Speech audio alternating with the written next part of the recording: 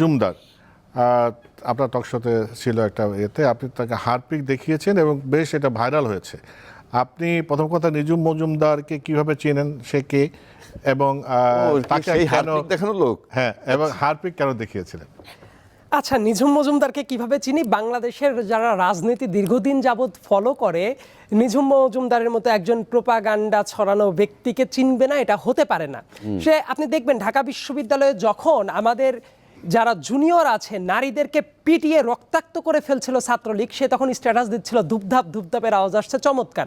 এবং একটা ভোটবিহীন অবৈধ স্বৈরাচারী শেখ হাসিনার রেজিমকে সে ক্রমাগত ডিফেন্ড করে যেত নির্লজ্জপনার মাধ্যমে।